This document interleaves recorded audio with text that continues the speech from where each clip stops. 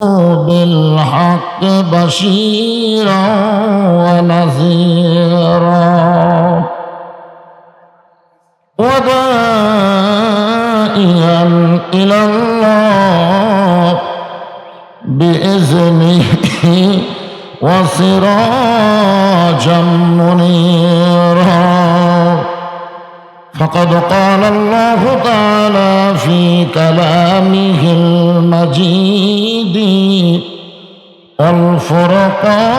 والفرقان الحميد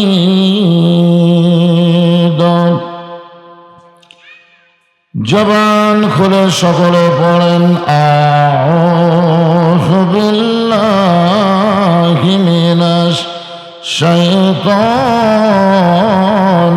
রাজিম বিসমিল্লাহির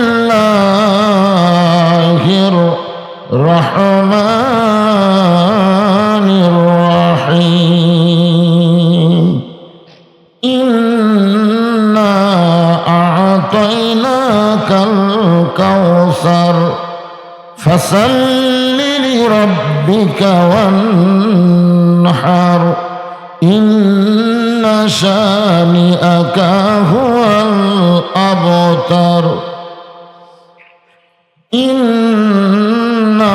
ইন্নাল্লাহা ওয়া মালাইকাতাহু ইসাল্লুনা আলান নবী ইয়া আইয়ুহাল্লাযীনা আমানু সাল্লু আলাইহি ওয়া সাল্লিমু তাসলিমা বালাগাল উলা বিকামালিহি কাশাফাদ দুজা বিজামালিহি হাসনাত জামিউ খিসালিহি সাল্লু আলাইহি ওয়া আলিহি নবীজির পিতা আব্দুল্লাহ নবীজির মাতা আমিনা নবীজির দুধমা হালিমা নবীজির রওজা মদিনা সকলে জবান খুলে বলেন সাল্লাল্লাহু আলা মুহাম্মাদ সাল্লাল্লাহু আলাইহি ওয়াসাল্লাম সাল্লাল্লাহু আলা মুহাম্মাদ সাল্লাল্লাহু মশরকে হুব্বে মুহাম্মদ সকলে বলি সাল্লাল্লাহু আলাইহি ওয়াসাল্লাম मतलाए दीवाने माँ मतलाए खुर्शीद इश्कास सीनाए सुजाने माँ बलागल उला बिकमालिही कशाफद दुजा बिजमालिही حسنت جميع خصاله صلوا عليه وآله اللهم آمين জান্নাতের বাগান থেকে জান্নাতি মানুষদেরকে নিয়ে আমি গুনাহগার তোমার রহমতের দরজায় দোকানা হাত তুলেছি আল্লাহ হাসরের ময়দানে জাব্বার আর কাহার নামে রূপ নিয়া তুমি যখন বিচার শুরু করবে তোমার সামনে দাঁড়ায়া সমস্ত নবীরা নাফসি নাফসি বলে কাঁদতে থাকবে এমন কঠিন অবস্থা হাসরে হবে সেদিন সমস্ত নবী তার উম্মতকে ভুলে যাবে শুধু বলবে আল্লাহ আমার কি হবে আমার কি হবে একমাত্র দরদি নবী শাফাতের কান্ডারি ইয়া রব্বি হাবলি উম্মতি বলে সেজদায় পড়ে যাবে। সেই কঠিন মুসিবতের সময় আজকের এই মাহফিলকে ওসিলা করে আমাদের সবাইকে রাসূলের উম্মতের কাতারে আল্লাহ কবুল করে নিও। সুবহান রাব্বিকা রাব্বিল ইজ্জাতি আম্মা ইয়াসিফুন ওয়া সালামুন আলাল মুরসালিন walhamdulillahi rabbil alamin। লা ইলাহা ইল্লাল্লাহ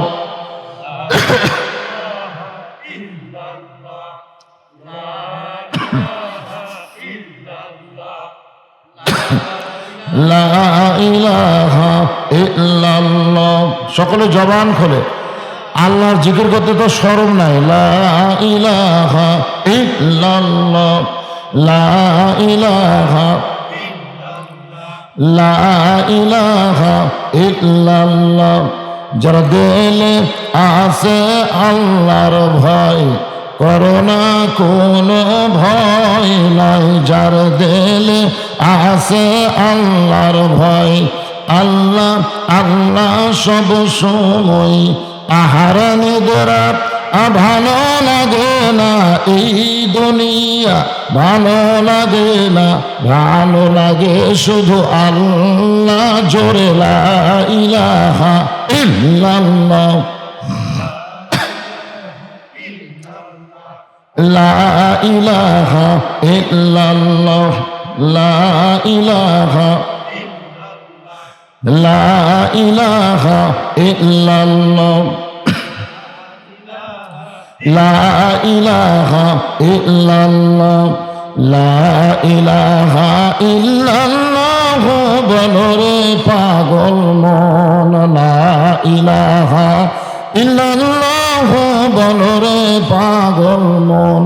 মরণের কালে বুঝিতে পারিবা মরণের কালে বুঝিতে পারিবা এই কলে মার কত গুণ। লা ইলাহা ইল্লাল্লাহ বলো রে মুমিনগণ লা ইলাহা ইল্লাল্লাহ লা ইলাহা লা ইলাহা ইল্লাল্লাহ। চাঁদ সূরজ আর গ্রহ তারা আল্লাহ নামের পাগল পারা। চাঁদ সূরজ আর গ্রহ তারা আল্লাহ নামের পাগল পারা। আমার আল্লাহ নামের এতই দয়া আল্লাহ নামের এতই মায়া লুকিয়ে রাখছেন হে আল্লাহ জোরে লা ইলাহা ইল্লাল্লাহ লা ইলাহা ইল্লাল্লাহ মুহাম্মাদুর রাসূলুল্লাহ। রাসূলের মহব্বতে জবান খুলে সকলে বলি সাল্লাল্লাহু আলাইহি ওয়াসাল্লাম। আজকে চক দেবনগর জামে মসজিদের কমিটি কর্তৃক আয়োজিত ঈদগাহ ময়দানে তাফসীরুল কোরআন মাহফিলে আল্লাহ তাআলা যিনাকে সম্মানিত সভাপতির আসনে কবুল করেছেন, আজকের এই মাহফিলের সম্মানিত সভাপতিকে অন্তরের অন্তঃস্থল থেকে শুভেচ্ছা জ্ঞাপন করছি। সম্মানিত ওলামায়ে কেরাম, আপনাদের মাঝে মাঝে যে সমস্ত আলেমেরা বসেছেন, মঞ্চে উপবিষ্ট আছেন, মাগরিবের নামাজের আগে যিনারা কোরআন হাদিসের আলোকে আপনাদেরকে আলোচনা করে শোনাইছেন, আলেম সহ আজকের এই মাহফিলের বক্তাগণকে অন্তরের অন্তঃস্থল থেকে আমি শুভেচ্ছা জ্ঞাপন করছি। সম্মানিত প্রধান অতিথি, সম্মানিত বিশেষ অতিথিবৃন্দ, সম্মানিত সুধীজন, আমার সামনে পবিত্র সময়ে, কারণ দুইটা সময় আল্লাহর কাছে অত্যন্ত পছন্দনীয়, একটা হলো সকাল আর একটা হলো সন্ধ্যা। আল্লাহ বলেছেন, ইয়া আইয়ুহাল্লাযীনা আমানু যকুরুল্লাহা যিকরান কাসীরা ওয়া সাব্বিহুহু বুকরাতাও ওয়া আসীলা। সকাল এবং সন্ধ্যা, সমস্ত সময়ের মধ্যে দুইটা সময় আল্লাহর কাছে অত্যন্ত পছন্দনীয়। বলেন সুবহানাল্লাহ। এই সন্ধ্যার সময় মাগরিবের নামাজের পরে আল্লাহ জিনাদেরকে সমস্ত বাধা অতিক্রম করে নফসের ধোঁকা থেকে, শয়তানের ধোঁকা থেকে আল্লাহ হেফাজত করে আজকের এই জান্নাতের বাগানে কবুল করেছেন। আমার সামনে যিনারা বসে আছেন, আমি আমার অন্তরের অন্তঃস্থল থেকে আপনাদের সবাইকে শুভেচ্ছা জ্ঞাপন করছি। সম্মানিত মা বোনেরা, যিনারা পর্দার অন্তরালে বসে কোরআন হাদিসের আলোচনা শুনবেন বলে নিয়ত করেছেন, পর্দার অন্তরালে যিনারা বসে বসে শুনতেছেন, আমি আমার অন্তরের অন্তঃস্থল থেকে আপনাদেরকেও শুভেচ্ছা জ্ঞাপন করে এই মুহূর্তে জানতে চাচ্ছি আপনারা সকলে কেমন আছেন। আলহামদুলিল্লাহ রাব্বিল আলামিন। ভালো থাকা হলো দুই রকম, একটা হলো শারীরিক আর একটা হলো মানসিক। বর্তমান বাংলাদেশে আমরা শারীরিকভাবে ভালো থাকার জন্য বহু চেষ্টা করতেছি। এই যে করোনা নামক একটা ভাইরাস গোটা পৃথিবীকে যখন তাল বেতাল করে দিল, গোটা পৃথিবীর মানুষ যখন একেবারে বেকার হয়ে গেল, ঠিক সেই সময় আল্লাহ তাআলা আমাদেরকে সুস্থ রেখেছেন। খুশি না বেজার? বর্তমান সরকার করোনা ভাইরাস থেকে যেন আমরা বাঁচি এজন্য ভ্যাকসিন, টিকা আমদানি করেছেন। সরকারও চাচ্ছে আমরা ভালো থাকি, আমরাও নিজেরাও চাই সুস্থ থাকি। জোরে কোন ঠিক কিনা? এটার নাম হলো শারীরিক সুস্থতা, আর একটা হলো মানসিক সুস্থতা। এই মানসিক সুস্থতার জন্য বাংলাদেশের সরকারও তেমন গুরুত্ব দেয় না, আমাদেরও তেমন খুব একটা গুরুত্ব নেই। তবে বর্তমান এশিয়া মহাদেশের মধ্যে বড় একটা মানসিক হাসপাতাল আছে, যাকে আমরা বলি পাগলা গারদ। দূরে বলেন কি বলি? পাগলা গারদ। কোন জায়গায় আছে? সবাই জানে, পাবনায় আছে। ওখানে আমি মাঝে মধ্যে পাবনা ওয়াজ করলে ওখানে দেখতে যাই যে আসলে পাগলেরা কেমন মানুষ। তো ওনাদেরকে দেখে আমার যতটুকু আইডিয়া হয়েছে যে ওনারা শুধু একা পাগল না, আমরাও পাগল। কেউ না কেউ কোনো কিছুর মহব্বতে পাগল আমরা দুনিয়াতে। যেরকম ঠিক কিনা? আল্লাহ রাসূল বলেছেন, আলা ইন্না জাসাদিন ফি মুজগাতান ইজা সালুহাত সালুহাল জাসাদু কুল্লুহু ওয়া ইজা ফাসাদাত ফাসাদাল জাসাদু কুল্লুহু আলা ওয়া হিয়াল কলব। প্রত্যেকটা মানুষের দেহের ভিতরে, আমরা তো শারীরিকভাবে সুস্থ আছি, ঠিক কিনা বলেন? রাসূল বলেছেন প্রত্যেকটা দেহের ভিতরে এক টুকরা গোস্ত আছে। এই গোস্তের টুকরা যখন ভালো থাকে তখন মানুষগুলো ভালো থাকে, আর গোস্তের টুকরা যদি নষ্ট হয়ে যায় মানুষগুলো খারাপ হয়ে যায়। তা আমরা তো শারীরিকভাবে সকলে আলহামদুলিল্লাহ। মনের খবর কি? আমাদের মনের খবর আলহামদুলিল্লাহ। আসলে আমাদের মনের খবরটা আমরা জানি না, যার কারণে না বুঝে অনেকে আলহামদুলিল্লাহ বলতেছেন। বর্তমান বাংলাদেশের যে পরিবেশ চলতেছে, এই পরিবেশে মুসলমানের মন কোনো সময় ভালো থাকতে পারে না? শব্দটা আপনারা বলেন, পারে? কেন পারে না? কারণ আবাদপুর হাটের কোনো বিধি নিষেধ নাই, জোরে কোন কথা ঠিক কিনা? কোনো বিধি নিষেধ আছে? আমাদের বগুড়া জেলার মধ্যে সবচাইতে বড় হাট হলো ধাপের হাট, যেখানে কোনো বিধি নিষেধ নাই। কিন্তু যে কোরআনের কারণে মানুষের মন ভালো থাকবে, সেই কোরআনের মাহফিলে সরকার কর্তৃক কিছু নিয়ম কারণ আছে না নাই? জোরে কোন আছে না নাই? আমাদেরকে বলা হয়েছে যেখানে ওয়াজ করতে যাবেন অন্তত বক্তা সহ সমস্ত শ্রোতাদেরকে মাস্ক ব্যবহার করা লাগবে। কি ব্যবহার করা লাগবে? মাস্ক। আমাকে ডেকেছিল বগুড়া জেলার ডাক্তারেরা, ডেকে বলেছে, হুজুর আপনি তো ওয়াজ করতে যাবেন, তবে কমিটিদের বলবেন যে প্রত্যেকটা যারা ওয়াজ শুনতে আসবে তাদেরকে মাস্ক দিতে হবে। কি দিতে লাগবে? মাস্ক।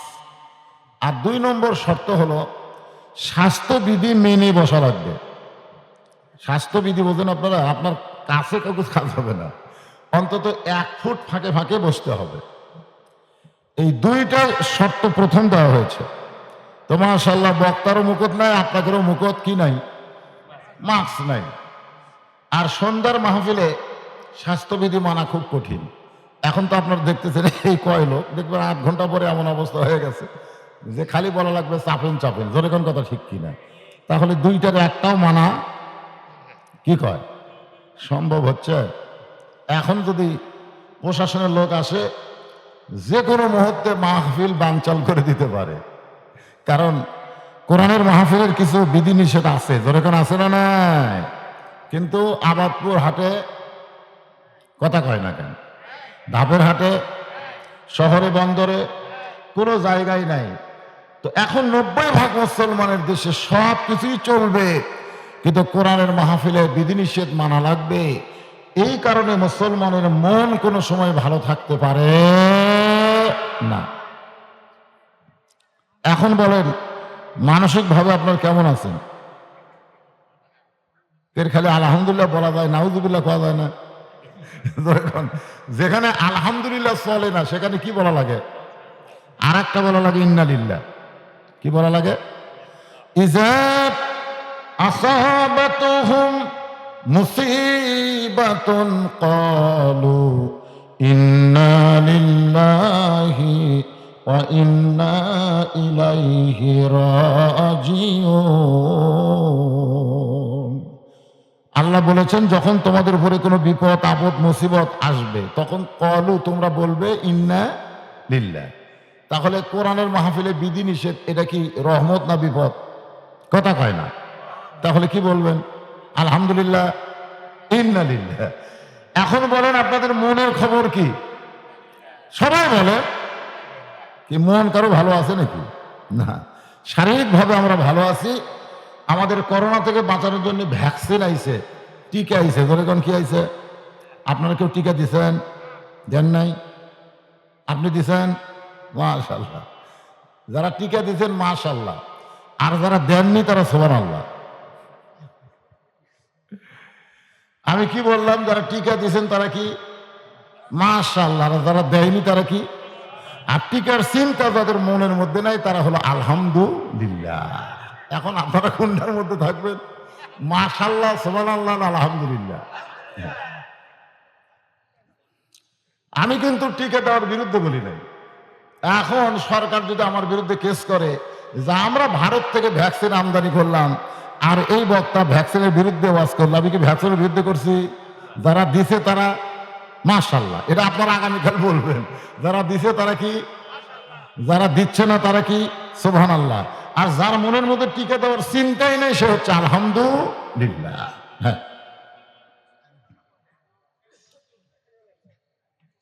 আপনারা ওই যে আপনারা যারা দাঁড়িয়ে আছেন আপনারা বসেন, বসেন। এটা রজব চাঁদ। কি চাঁদ?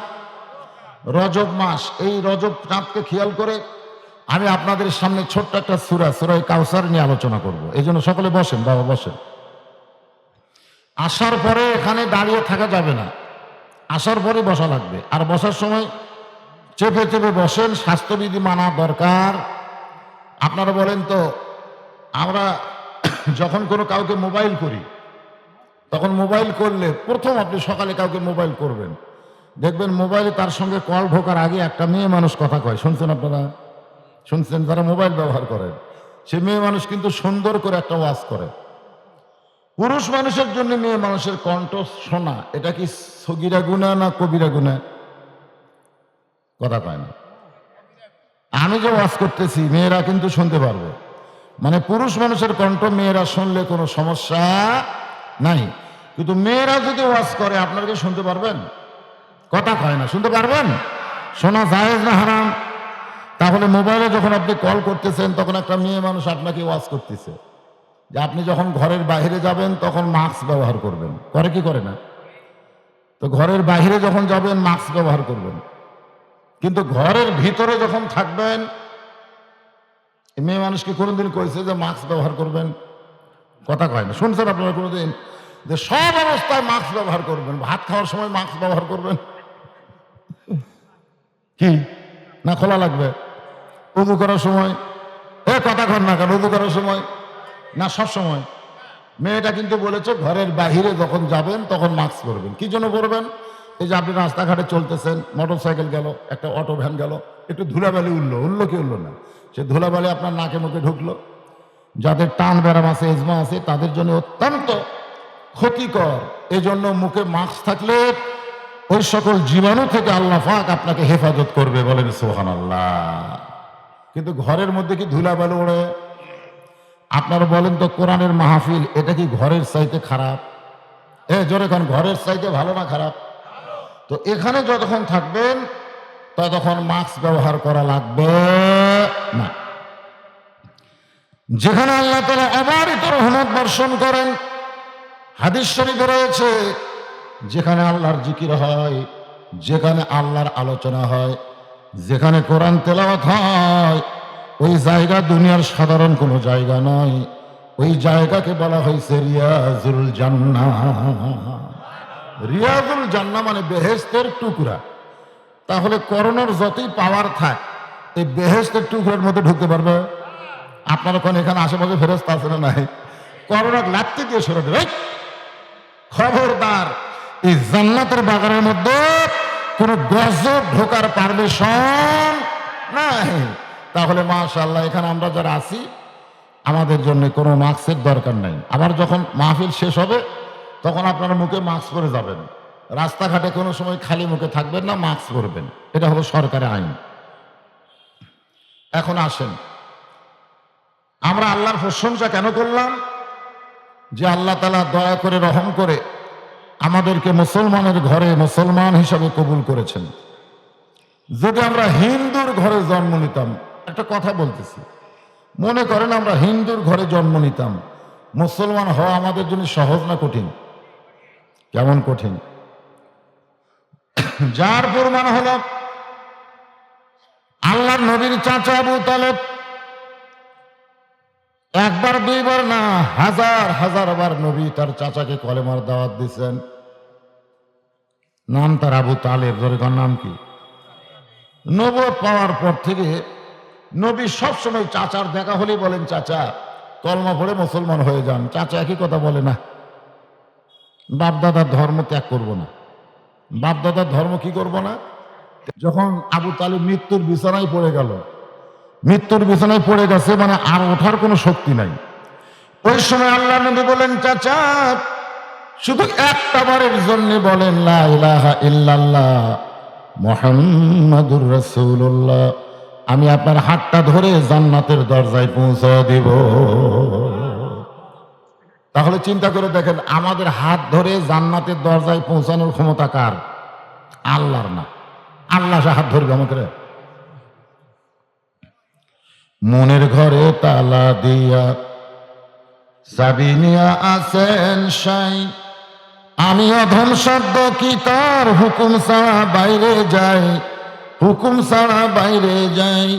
আমার দুই কান্দে দুই মোহরি লেখিতেছেন ডায়েরি, দলিল দেখে রায় দিবে, টাকা পয়সার নাই কারবার। সবাই বলেন আছেন আমার মুক্তার, আছেন আমার ব্যারিস্টার, সেই বিচারের হাইকোর্টেতে তিনি আমায় করবেন পার।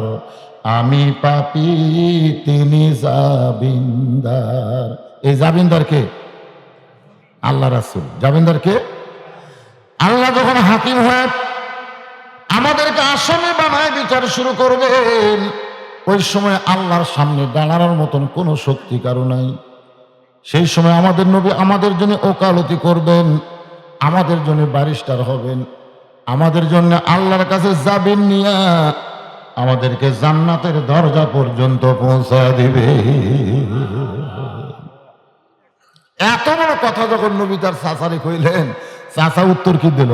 যে মরে যখন যাচ্ছে বাবা, বাপ দাদার ধর্ম ছাড়বো না। এ কথার দ্বারা প্রমাণ হয়ে গেল অন্য কোনো ধর্মে জন্ম নিয়ে মুসলমান হওয়া খুব কঠিন। কারণ যে যে ধর্মে জন্ম নেয় মনে করে তার ধর্মই ঠিক। জোরে কোন কথা ঠিক কিনা? একটা হিন্দুকে বলবেন আমারটাই ঠিক, একটা ইহুদিকে বলবেন আমারটাই ঠিক, খ্রিস্টানকে বলবেন আমারটাই ঠিক। এখন যারটা যাই যদি ঠিক বলে তাহলে কি ঠিক? তাহলে কি ঠিক? যিনি ধর্মের মালিক তিনি কে? আল্লাহ। জোরে কোন ধর্মের মালিককে?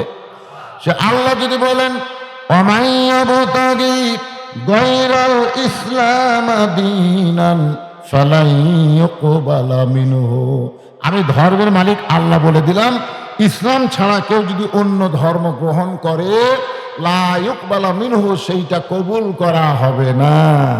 এই কথার দ্বারা কি বুঝলেন আপনারা? ধর্ম কয়টা? আরো জোরে।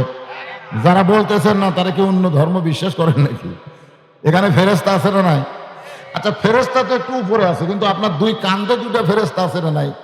ওরা কি বসে আছে? বসে থাকবে? তাহলে যখনই মুখ খুলবেন আপনার ডান কান্দের ফেরেশতা আপনার নামে লিখবে ইমানদার, ইমানদার, ইমানদার। জোরে কোন সুবহানাল্লাহ।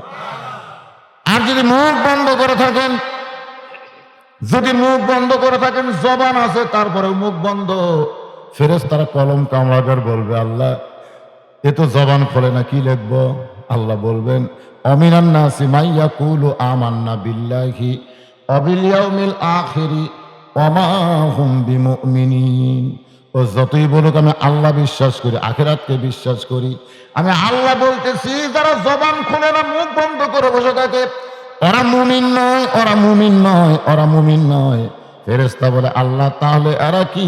আল্লাহ বলেন এরা হলো মুনাফিক। এখন যারা জবান বন্ধ করে আছেন আপনি নিজের বিবেককেই প্রশ্ন করেন, আপনি কার মধ্যে গেছেন? মুসলমানের সন্তানেরা তাহলে বাংলাদেশের জবান না খোলার জন্য বাতিল আমাদের মাথার উপরে চেপে বসে আছে। জোরে কোন কথা ঠিক কেন? কারণ জবান বন্ধ থাকার কারণে, খালি জবান বন্ধ দেখে 30 টাকার কেজি পেঁয়াজ 300 টাকার খেতে, খালি জবান বন্ধ, মানুষ আর কথা কয় না। কেবারে এত দাম হচ্ছে পেঁয়াজের, কিছু একটা করা হোক, জেরত যাবেন, দরকার হলে পেঁয়াজ খান না, তাও ভালো, কিন্তু জবান খোলেন না। আজকে আমাদের অবস্থা হয়েছে তাই। সব জায়গায় কি জবান বন্ধ রাখলে হবে? এখানে ফেরেশতারা আছে না নাই? আল্লাহ কেন পাঠাইছে? আল্লাহ তো সব দেখতেছে আমাদেরকে, আবার ফেরেশতা করে দেখার জন্য কেন পাঠাইছে? ফেরেশতাদেরকে শাহাদাত সাক্ষী দেওয়ার জন্য পাঠাইছে। মাহফিলের মধ্যে বসে কারা জবান খোলে কারা খোলে না, কারা কোরআনের পক্ষে কারা বিপক্ষে, ওখানে গিয়ে তোমরা দেখে আসো, তোমরাই হচ্ছে সাক্ষী। জোরে কোন সুবহানাল্লাহ। যে আল্লাহ দয়া করে রহম করে আমাদেরকে বিশ্ব নবীর উম্মত হিসাবে কবুল করেছেন, খুশি না বেজার? তাহলে জবান করে আর একবার বলে আলহামদুলিল্লাহ। যে কোরআন থেকে আপনারা ওয়াজ শুনবেন, এই কোরআনের মধ্যে কোনো ভেজাল নাই। কোরআন ছাড়া যত কিতাব আছে সবগুলোর মধ্যে ভেজাল আছে, আছে না নাই? এমনকি হাদিসের মধ্যেও ভেজাল আছে, আছে নাই? এই মেরাজ নিয়েও কিন্তু হাদিসের মধ্যে একটা ভেজাল আছে। যেরকম অনেক বক্তা, আমরাও নিজেরা ওয়াজ করছি যে আল্লাহ রসুলকে প্রথম 50 ওয়াক্ত নামাজ দিছিল। 50 ওয়াক্ত নামাজ নিয়ে নবী যখন আসতেছে, মুসা নবীর সঙ্গে দেখা হলো। মুসা নবী বলতেছে আপনার উম্মতকে কত দিল? রাসূল বলতেছেন 50 ওয়াক্ত দিয়েছে। মুসা নবী বললেন তো পারবে না, আপনি কমায় নিয়ে আসেন। এভাবে নবী 9 বার গেছে আল্লাহর কাছে। জোরে কোন কয়বার? প্রত্যেকবার যাওয়ার কারণে 5 করে কমে দিয়েছে। শেষে কয় ওয়াক্ত থাকলো? 5 ওয়াক্ত থাকলো। এবার যখন বক্তা করে মোনাজাত করলো, শ্রোতারা যাওয়ার সময় রাস্তায় গল্প করতেছে, যদি মুসা নবীর সঙ্গে দেখা না হতো, যদি দেখা না হতো তাহলে আমাদের অবস্থা কি হতো? আমরা অনেক সময় বলি না, যদি চেয়ারম্যানের সঙ্গে দেখা না হতো তাহলে রাস্তা হতো? যদি এমপির সঙ্গে দেখা না হতো তাহলে কি রাস্তা পাকা হইতো? তার মানে বোঝা গেল যদি দেখা না হইতো এই যদি শব্দ যখন উল্লেখ করবেন তখন আমাদের নবীর দাম কমে যাবে, মুসা নবীর দাম বেড়ে যাবে। এখন আপনারা বলেন মুসা নবীর দাম বেশি না আমাদের নবীর দাম বেশি? কেমন দাম? মুসা নবীর তুলনায় আমাদের নবীর কেমন দাম? লাইলাতুল মেরাজে বাইতুল মুকাদ্দাসে সমস্ত নবী রাসূল যখন একত্র হলেন, এমন সময় আল্লাহ তাকে ইমামতির দায়িত্ব দিলেন। তার মানে বোঝা গেল যত নবী হও না কেন তোমরা নবী হইবা, কিন্তু তোমরা নবীদের নেতা হতে পারবা না। নবীদের নেতা কেবলমাত্র আমাদের নবী, যার ডিগ্রি হলো ইমামুল আম্বিয়া, ইমামুল মুরসালিন। তাহলে কি বুঝলেন আপনারা? তাওরাতের মধ্যে ভেজাল আছে না নাই? না, প্রথম যখন নাজিল হয়েছিল তখন ভেজাল ছিল না, কিন্তু জনগণই ভেজাল ঢুকে দিছে। জাব্বুরের মধ্যে ভেজাল আছে না নাই? কথা কয় না, আছে। এই যে ইঞ্জিল যেটা খ্রিস্টানদের এখন বাইবেল কয়, এর মধ্যে ভেজাল আছে না নাই? হাদিসের মধ্যে আছে না নাই? আছে। হাদিসের মধ্যে মৌজু হাদিস। এতদিন বক্তারা ওয়াজ করতো স্বামীর পায়ের তলে বইয়ের জান্নাত, আমরা ছোটবেলাতে শুনছি। এবং আমার বউকে আমি বহুদিন কইছি, রে আমার পাও যদিও ফাটা হয়, এই ফাটার তলে কিন্তু তোর জান্নাত। কিন্তু ওই যে ভ্রান্তির বেড়াজাল ইসলাম, হাদিসের নামে জালিয়াতি, এই কিতাবটা যখন পড়লাম তখন দেখলাম এটা হাদিস না, এটা একটা গাঁজাখুরি কথা।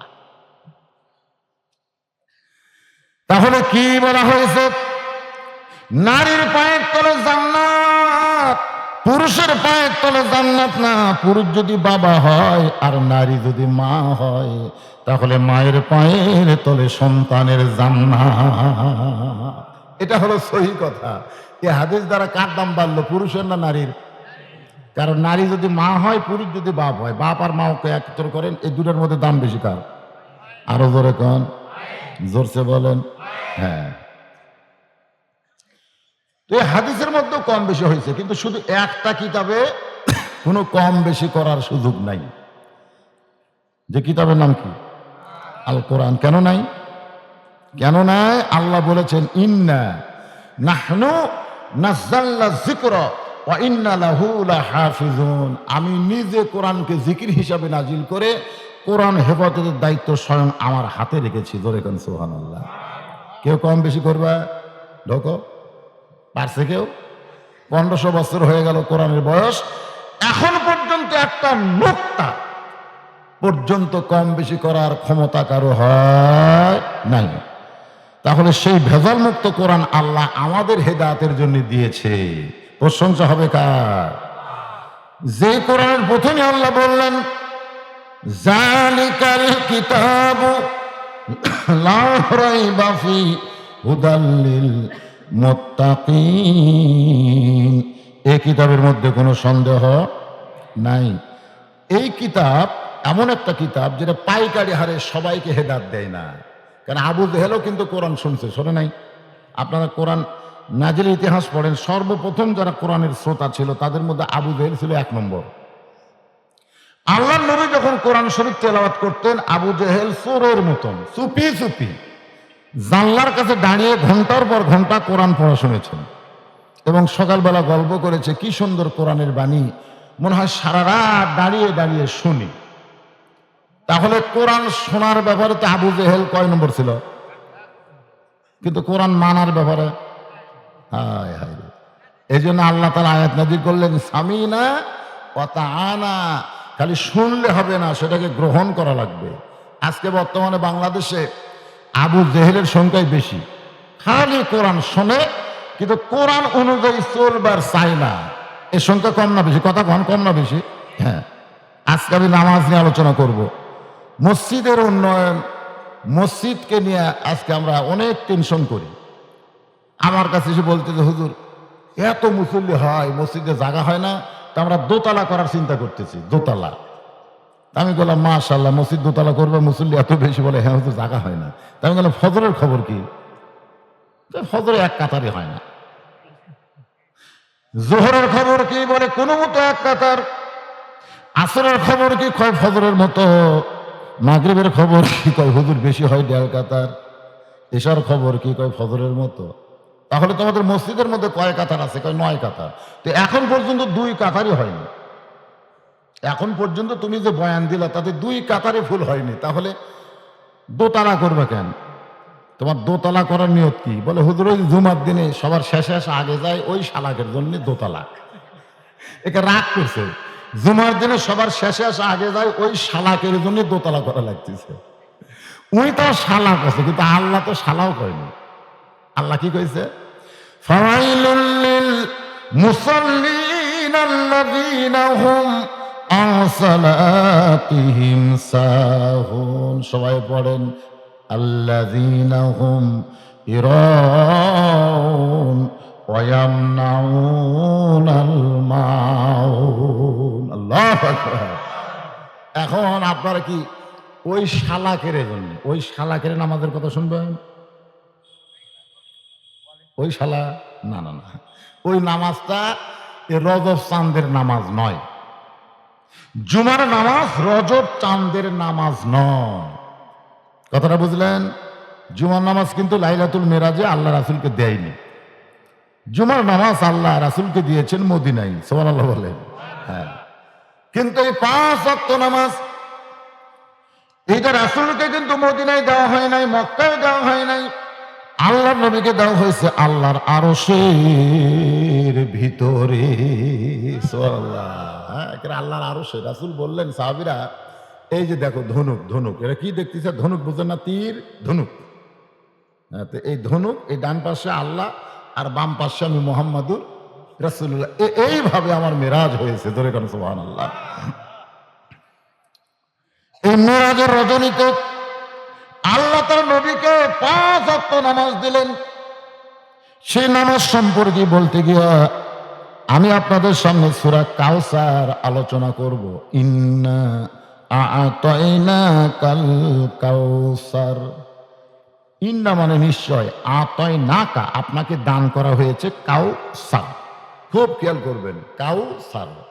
সমস্ত মুফাসসির কেরাম এই কাউসার সম্পর্কে ব্যাখ্যা করে বলেছেন, হাউজে কাউসারের 1 পেয়ালা পানি পান করে কেউ যদি জাহান্নামেও যায়, আল্লাহ জাহান্নামকেও জান্নাত বানায় দিবে।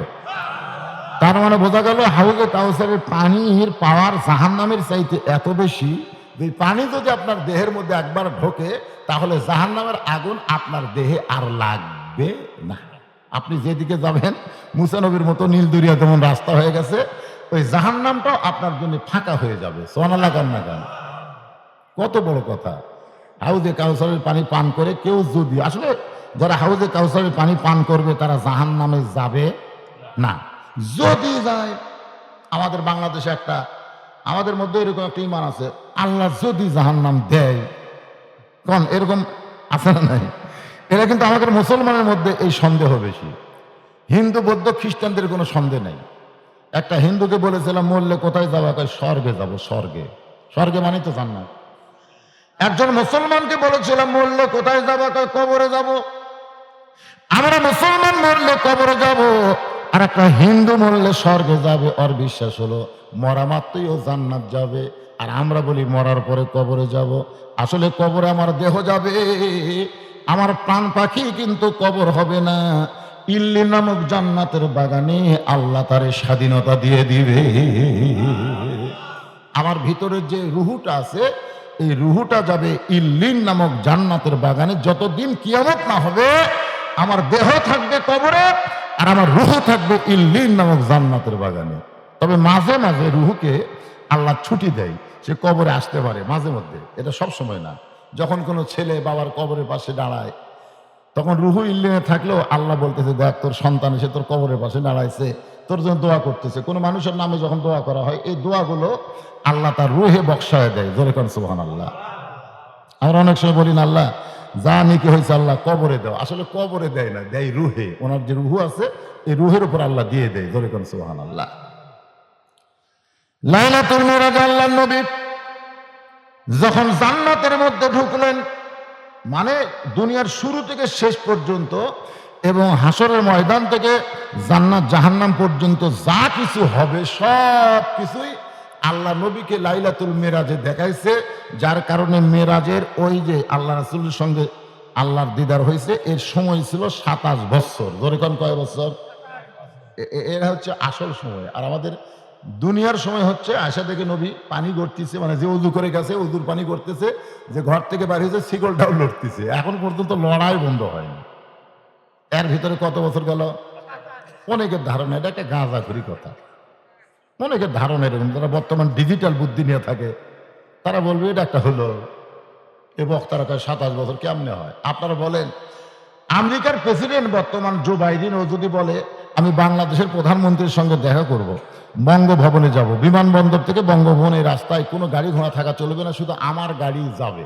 আপনারা বলেন তো, যতক্ষণ জো বাইডেনের গাড়ি প্রধানমন্ত্রীর কার্যালয়ে আসবে ততক্ষণ যদি ঘোষণা করা হয়, সমস্ত আর্মি র্যাব ফোর্সকে বলা হয় একটা গাড়িও বিমানবন্দর থেকে বঙ্গভবনের রাস্তা পর্যন্ত থাকবে না, আপনার বলেন তো কোন গাড়ি থাকবে? সব গাড়ি কি বন্ধ হয়ে থাকবে, সব কাজ বন্ধ, খালি প্রেসিডেন্ট আসবে আমার কার্যালয় পর্যন্ত। দুনিয়ার একটা প্রধানমন্ত্রী দুনিয়ার একটা প্রেসিডেন্টকে তার কার্যালয়ে নেওয়ার জন্য যদি সবকিছু বন্ধ রাখতে পারে, তাহলে আল্লাহর নবী যাচ্ছে আল্লাহর কাছে, আল্লাহ কি সবকিছু বন্ধ রাখতে পারে না? বলেন পারে কি পারে না? বেশ শখ পারে। অনেকে এই বুদ্ধিটা মাথায় নিয়ে আসতে চায় না। আমাকে বলে, হুজুর এই যে আপনারা কন যে 7 আসমান পাড়ি দিয়ে নবী আল্লাহর আরশে গেল, এ সূর্য আছে, নক্ষত্র আছে, এগুলার তাপ তো কোটি কোটি করে সূর্যের এত বেশি, এর ভিতর দিয়ে নবী বোরাক লিয়ে গেল, বোরাক কুললো না, নবীরও কিছু হলো না, এই অগ্নিকুণ্ডের মধ্য দিয়ে কেমনে নবী আল্লাহর কাছে গেল? এই সাধারণ বিজ্ঞান নিয়ে ওরা চিন্তা করে। আমি তাদেরকে বললাম, দেখো একটা মোমবাতি যদি তুমি জ্বালাও বা একটা বাতি জ্বালাও, আগে বাতি আসছিল না, ওই বাতির মধ্যে দিয়ে কিন্তু আমরা লোক পার করতাম, এরকম আগুন জ্বলতেছে এরকম এই পার করতাম না। কেউ যদি পার করতে গিয়ে ঢিল করে তাহলে কি হবে? পুড়ে যাবে। আর যদি আগুনের যে তাপ আছে তার চাইতে আপনি লোকের পাওয়ার নেই, ঠস করে পার করতে, ঠস করে পার করতে। এখন বলেন লোকত কিছু লাগিছে? তো নবীর বোরাকের গতি এত বেশি যে সূর্যের পাওয়ার নবীর গায়ে লাগার চান্সই পায়নি। আসলে তো একটু বিবেক দিয়ে চিন্তা করলে এগুলো বোঝা যায়, যেরকম যায় কি যায় না। তো যাই হোক, হাউজে কাউসার নিয়ে কথা বলতেছি। কেউ যাবে না, এই কাউসারের পানি যাকে পান করানো হবে সে জাহান্নামে যাবে। যদি যায়, মনের মধ্যে সন্দেহ, যদি যায় তাহলে সে জাহান্নামকে আল্লাহ জান্নাত বানায় দিবে। এই হাউজের মালিক, হাউজে কাউসারের মালিক আল্লাহ নবীকে দিয়ে দিবেন। সাহাবারা বললেন, ইয়া রাসূলুল্লাহ, হাসরের ময়দানের কঠিন অবস্থা, সেই দিন কাফের, ইহুদি, খ্রিস্টান, মুসলমান সবাই পানির পিপাসায় কাতর হয়ে পানি পানি পানি বলে চিৎকার করবে, আর ওই সময় আপনার হাতে পানি থাকবে, আপনি সবাইকে পানি পান করাবেন, কারণ আপনার দয়ার তো কোনো শেষ নাই। আল্লাহ হচ্ছে রব্বিল আলামিন, আর আপনি হলেন ওমা আরসালনাকা ইল্লা রাহমাতাল লিল আলামিন। এই আয়াত কখন নাজিল হয়েছে আমাদের নবীর উপরে? যখন তায়েববাসী নবীকে পাথর মারল।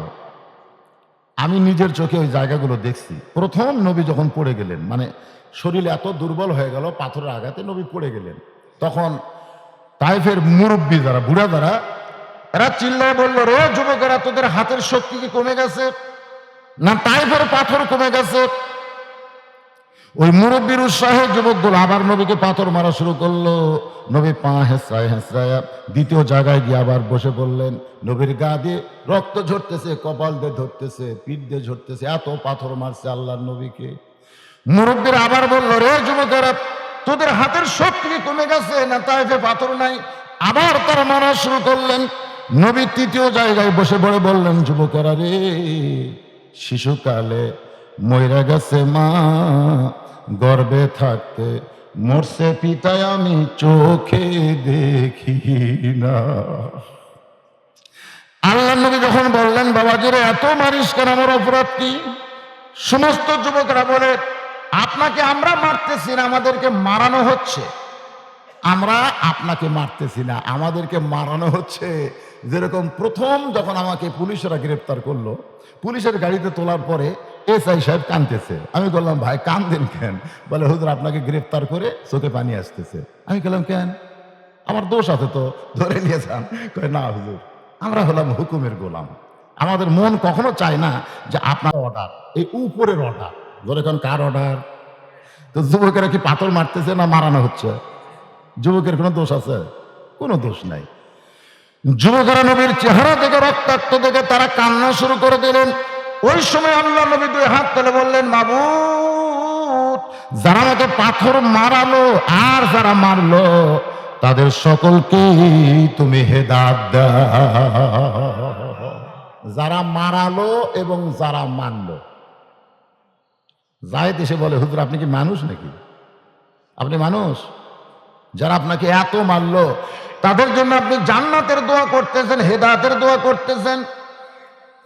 আল্লাহ জিবরাইলকে ডাক দিলেন, জিবরাইল, মানবীয় চরিত্র পাওয়ার পরেও যে মানুষের দেহ দিয়ে রক্ত ঝরে, এরপরও মানুষটা তাদের জন্য জান্নাতের দোয়া করে, আমি আল্লাহ খুশি হইয়া তাকে শুধু মক্কা মদিনা নয় গোটা বিশ্ব জগতের জন্য রহমত স্বরূপ কবুল করে নিলাম। আল্লাহ আয়াত নাযিল করলেন, ওমা আরসালনাকা ইল্লা রাহমাতাল লিল আলামিন। তার মানে এখানে কি বুঝলেন আপনার ফতুয়া? যে আল্লাহ কিন্তু গড় দোয়া পছন্দ করেন না। আল্লাহ কি পছন্দ করে না? এ কথা কন না কেন? এত পাথর মারার পরেও নবী কি গড় দোয়া করছে না দোয়া করছে? আর দোয়া করার জন্য নবীর ডিগ্রি দাম বাড়িছে না কমিছে? আমরাও কি গড় দোয়া করবো নাকি? না, আমরা গড় দোয়া করবো না। আমাদের মুখের সামনে থেকে মাইক কেড়েলেই দেখবেন একটা বক্তা ওয়াজ করতেছে, এখন তো ইউটিউবের কল্যাণে আপনারা সব দেখতে পাচ্ছেন না? বক্তা ওয়াজ করতেছে, মুখের কাছ থেকে মাইক কাড় লিচ্ছে, বক্তা কিছু কয় না। আবার একজন দৌড়ে এসে বক্তা ধাক্কা মারতেছে, বক্তা টেস্ট থেকে পড়ে যাচ্ছে। জনগণ কয়, হুজুর কিছু বলেন, আমরা আপনাকে মানে ওই যায় আপনাকে ধাক্কা মারছে তা কিছু করবার চাই। তখন বক্তা কি বলছে, তোমরা দাঁড়াও না, বলে তোমরা বসো, হয়ে যাবে। যে নেতা ধাক্কা মারছে ওই আবার এসে কান দিচ্ছে, হুজুর আপনারা কি হুজুর ধাক্কা দেই মাইক কাড়ালে আপনারা কিছুই খান না।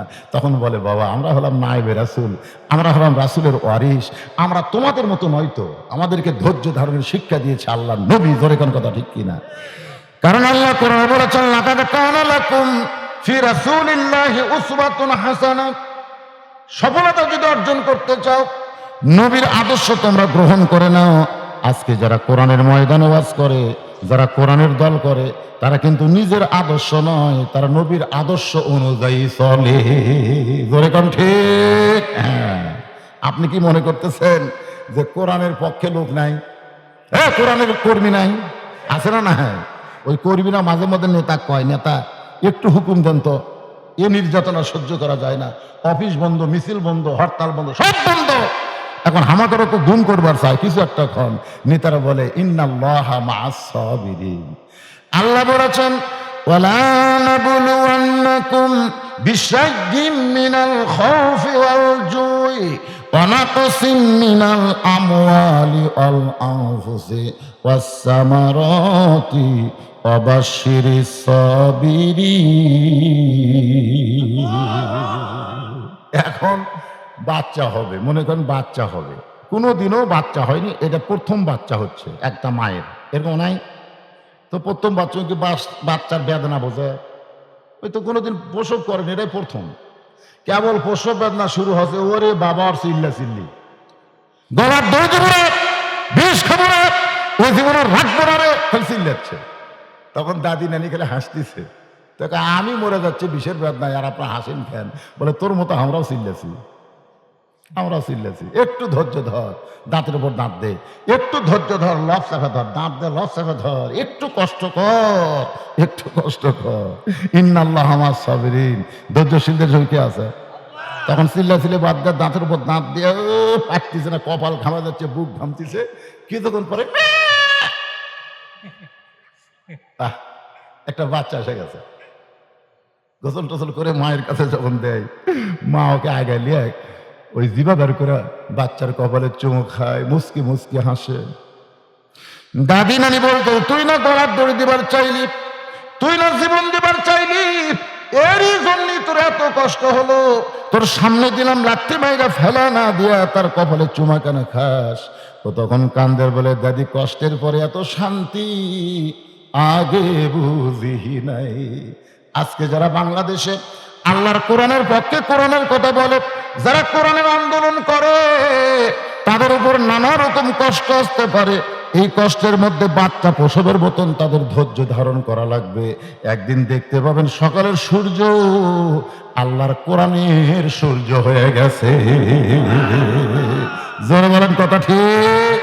তাই বলে কাজ কিন্তু বন্ধ করা হবে না, কাজ চলতেই থাকবে। ধরেন চলবে কি চলবে না? কাজ কিন্তু চলতেছে, কাজ কিন্তু চলবেই ইনশাআল্লাহ। সাহাবারা বললেন, রাসূলুল্লাহ, ওই হাউজে কাউসার আপনার হাতে আল্লাহ দিল, আর সবাই পানি পানি বলে যখন আপনার কাছে আসবে, ইহুদি হোক, খ্রিস্টান হোক, কাফের হোক, আর বেঈমান হোক আর মুসলমান হোক, আপনি সবাইকে যদি এক গিলাস করে পানি দেন আর পানি যদি ভিতরে ঢুকায়, তাহলে জাহান্নামের আগুন তো হারাম হয়ে যাবে। আল্লাহ রাসূল বললেন, সাহাবীরা রে, সবাই আমার কাছে পানি পান করতে চাইলেও আমি সবাইকে হাউজে কাউসারে পানি পান করাতে পারবো না, কারণ হাউজে কাউসারে পানি পান করতে গেলে 2টা আমল লাগবে। জোরে কোন কয়টা? যাদের মধ্যে 2টা আমল থাকবে তারাই কেবলমাত্র হাউজে কাউসারে পানি পান করবে। 1 নম্বর হলো ফাসাল্লি রাব্বিকা, আর 2 নম্বর হলো ওয়ানহার। 1 নম্বর নামাজ, 2 নম্বর কুরবানি। এই 2টা আমল যারা করবে তারাই পান করবে হাউজে কাউসারের পানি। তাহলে 1 নম্বরের নাম কি? আরো জোরে কোন? মাগরিবের নামাজ কারা কারা পড়েননি হাত তুলবার বলবো না। এখানে কিন্তু অনেক কিছু যুবকের আছে। এক যুবক আমার কানে গিয়ে বলছে, হুজুর যুবকদের জন্য একটু ওয়াজ করবেন। যুবকের ওয়াজ কি? যুবকের ওয়াজকে দেখলাম মসজিদে 2টা চেয়ার ঢুকছে।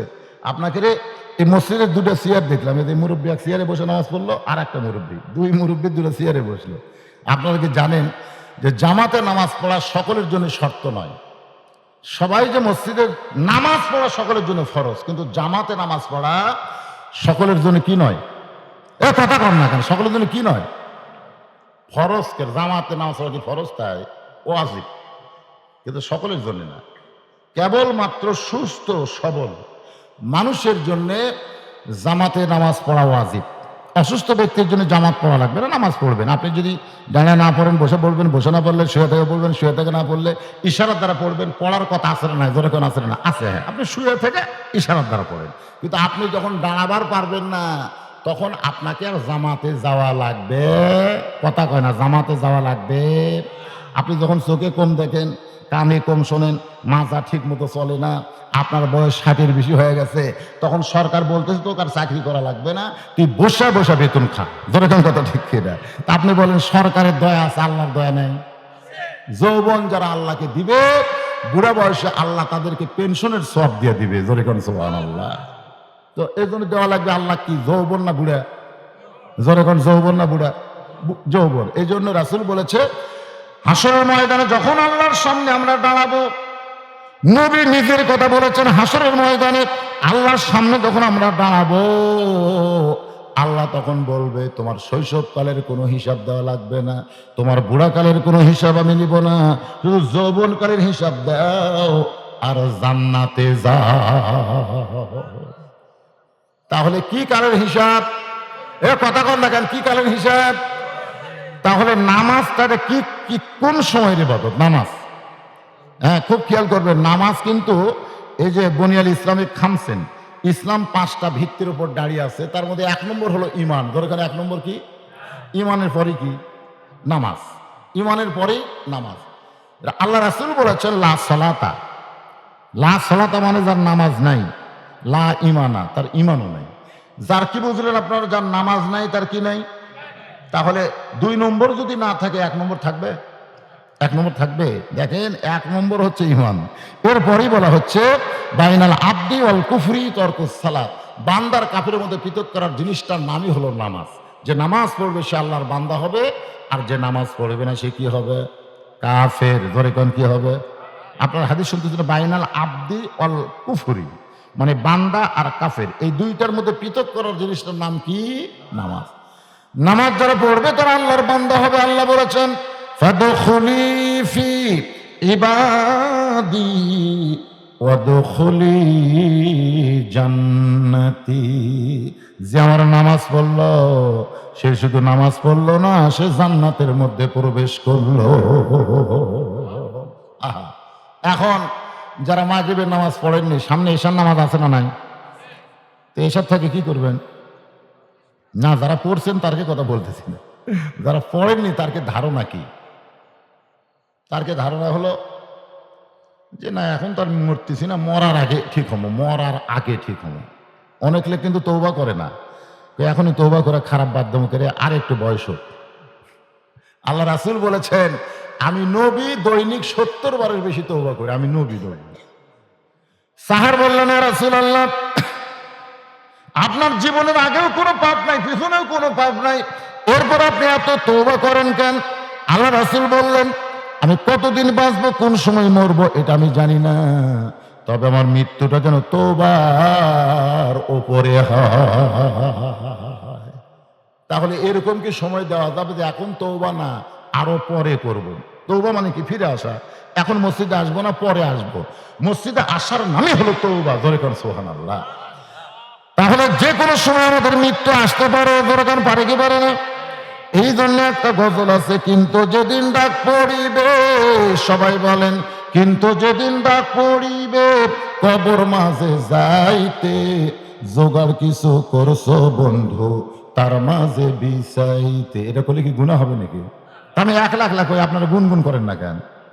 কিন্তু যেদিন ডাক পড়িবে কবর মাঝে যাইতে জোগাড় কিছু করছো বন্ধু, তার মাঝে বিছাইতে। সবাই বলেন ডানে কবর বামে কবর, নিচে কবর আছে যে, উপর দিকে চাইয়া দেখো বাঁশের ছাউনি দিছে কে। এমন আজব দিবে রে ভাই, এমন আজব দিবে রে ভাই, কবরের ওই মাটিতে গলা ফেটে রক্ত ঝরবে চিৎকারের ওই চোটেতে। যে কোনো সময় আমাদের মৃত্যু হবে, তাহলে আমরা কবরে কি নিয়ে যাব? আমাদের নামাজের দরকার আছে না নাই? মুনকির নাকির যখন বলবে মান রব্বুকা, মান রব্বুকা, তোমার রবকে, তখন নামাজ খাড়া হবে। আপনারা জানেন, আপনাকে যখন মুনকির নাকির বলবে মান রব্বুকা, তোমার রবকে, সাথে সাথে নামাজ খাড়া হয়ে বলবে এই মুনকির নাকির, এই কাক রব সম্পর্কে প্রশ্ন করিস? কাক? তুই জানিস দৈনিক কত রাকাত নামাজ পড়েছে? তুই জানিস? এই লোকটা 50-60 বছর বাঁচছে, এর মধ্যে কয় ওয়াক্ত নামাজ, কত রাকাত নামাজ, কতবার আলহামদুলিল্লাহ রাব্বিল আলামিন কছে, কতবার সুবহান রাব্বিল আযীম কছে, কতবার সুবহান রাব্বিল আলা কছে, হিসাব দে, হিসাব দে। মুনকির নাকির কা আমরা হিসাব জানিস না, প্রশ্ন করিস কেন? হ্যাঁ, যে লোকটা নামাজের মধ্যে, রুকুর মধ্যে, সিজদার মধ্যে সূরা ফাতিহার শুরুতে রব রব করে শুরু করছে, তা আবার রব সম্পর্কে প্রশ্ন করে অপমান করতেছিস? মুনকির নাকির কা আল্লাহ রে, রব সম্পর্কে প্রশ্ন করলে নামাজ যে গরম আছে, আল্লাহ কায় বাদ দে, যার নামাজ আছে তার রবও আছে। ধরে কোন আরে আর বে নামাজে হ্যাঁ কবরত যাবেন, 1 নম্বরই যে পিটন খাবেন ভাই। রে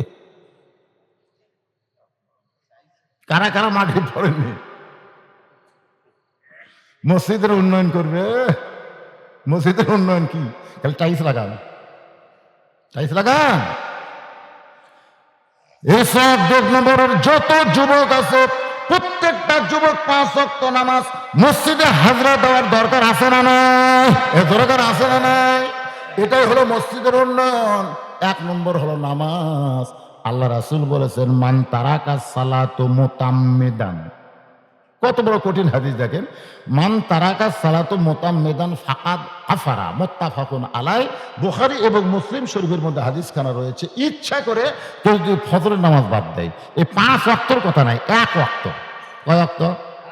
ইচ্ছা করে একটা ওয়াক্ত নামাজ দ্বারা, বিশেষ করে ফজরের নামাজ, আগে আসলে 3.5 হাত, যে মুয়াজ্জিন আসসালাতু খায়রুম মিনান নাওম কছে, ওই তো শুনবি না, ওই তো শয়তানের দল করে, ওই আস্তে করে ল্যাপ দিছে মাথার উপর যেন আজানে শব্দ না ঢোকে।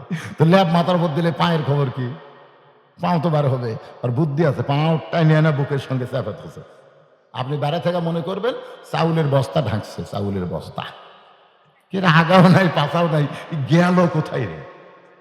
ল্যাপটা টান দিয়ে দেখেন, ল্যাপের ভিতরে ওর সাইজ আর সাইড থেকে কুত্তের সাইজ, একই সাইজ। এই দুটার মধ্যে কোনো তফাৎ নাই। কুত্তা আগামাতে একত্র করে ছাইয়ের মধ্যে কোকড় হয়ে আছে, ওই ল্যাপের মধ্যে কোকড় হয়ে আছে। এখন বলেন একক তো ফজরের নামাজ বাদ দিল তারা, কুত্তা হলো তারা। আমি যে বলবো এক ওয়াক্ত ফজরের নামাজ বাদ দিল যারা, আপনার বলবেন কুত্তা হলো তারা, বলতে পারবেন না ভাই স্যার। এক ওয়াক্ত ফজরের নামাজ বাদ দিল যারা, এই দুই একটা কম করে, বাদ বাকি কথা কম না কেন?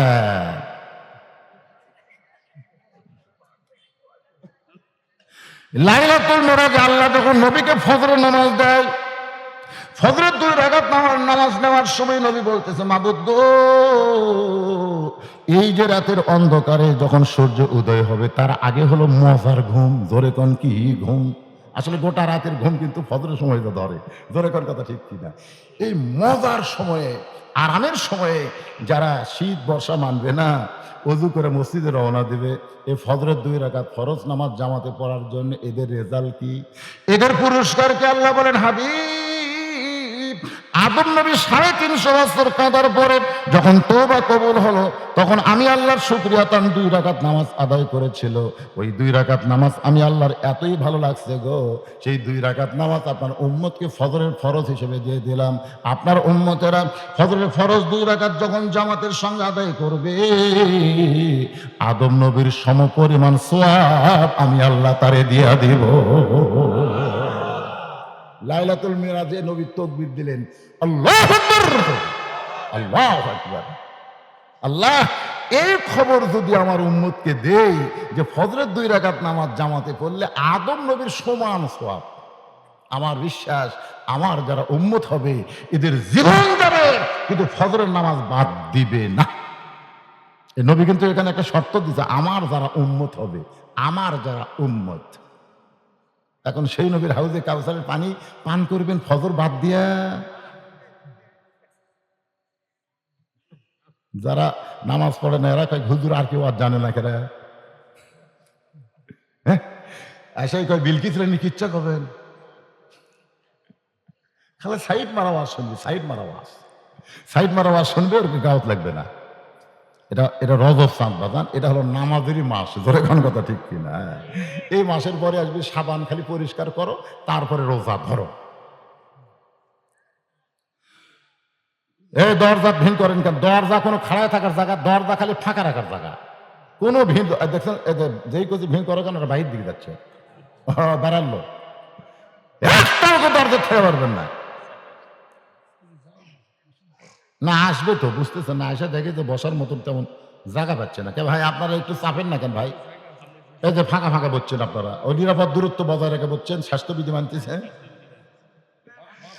হ্যাঁ একটু চাপেন, একটু চাপেন আর জিকির করেন, লা ইলাহা ইল্লাল্লাহ, লা ইলাহা ইল্লাল্লাহ, লা ইলাহা ইল্লাল্লাহ, লা ইলাহা ইল্লাল্লাহ, লা ইলাহা ইল্লাল্লাহ। জোরে লা ইলাহা, লা ইলাহা ইল্লাল্লাহ।